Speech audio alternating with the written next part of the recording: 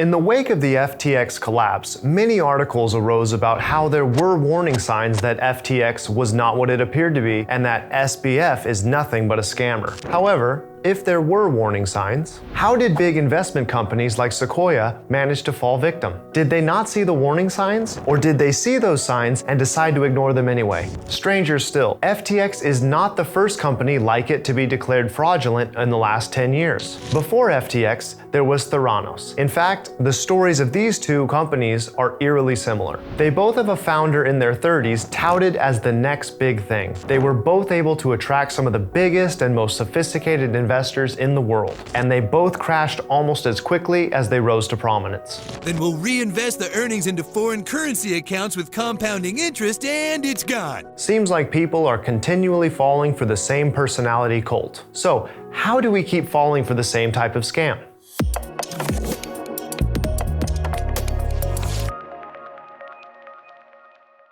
FTX worked really well as an exchange for a while and only collapsed after it was found out that it wasn't liquid enough. Theranos, on the other hand, collapsed after it was found out that its product, which was supposed to revolutionize modern medicine, didn't work, even though for years they claimed that it did. From all that, you can understand how the warning signs would only be easy to spot in hindsight. But if you do rigorous research into the company that you want to invest your money in, you will most likely notice that there are some red flags, if there are any. You just need to know what to look for and what questions to ask. The questions to ask and the signs to look out for might be dependent on the kind of company that you are thinking of investing in though. For a company like Theranos, you want to find out whether their product works. But with these products, you don't want to hear it from the horse's mouth. The company should have a document where it explains the mechanics behind its product without giving away company secrets. And if you can get a hold of that, seek out a professional in that field and have them verify whether or not the mechanics really do work. You could also get a second opinion. Bottom line, if professionals are saying that there is something wrong, but the company isn't acknowledging it, there is something wrong.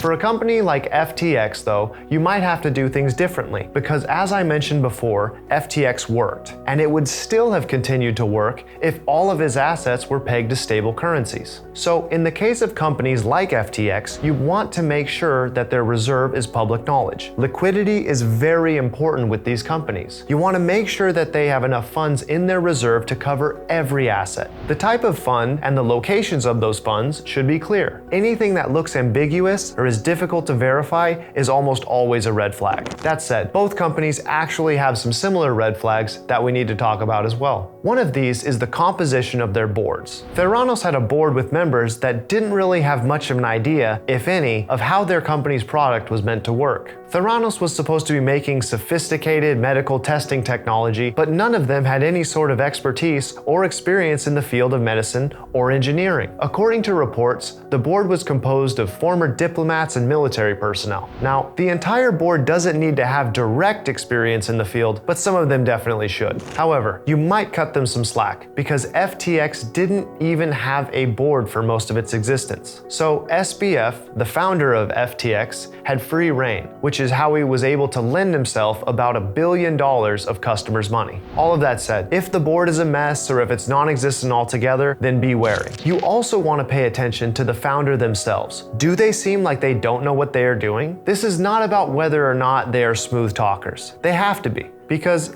how else would they convince people to invest? No, we're talking about whether or not they understand the intricacies of their own product and the industry. It's pointed out because in the wake of the collapses, a number of people have come out to say that talking to either FTX's SBF or Theranos' ElizabethHolmes didn't exactly spark confidence. Apparently, in some interviews, Holmes seemed not to understand how her product worked, and SBF didn't seem to be familiar with some common crypto terms like yield farming. So pay attention to the owner and try to look past fast talking. If they are more marketers than experts, you might want to be careful. Before we call it a day, there's something I need to mention. Aside from what I've talked about already, one important thing that FTX and Theranos have taught us is that big name investors aren't always a green flag. Yet, if you are willing to invest in some company's stock, bear in mind, you can do it using our platform. To do so, scan the QR code shown on screen or check the link in the description. However, please be aware that we're not giving direct investment advice or soliciting the purchase or sale of any company's shares. We're simply looking at the numbers to increase public awareness. I hope you found this video useful. If you did, consider hitting the like button and subscribing to this channel for more videos like this. I'm Riley Tanner with Dukascopy TV.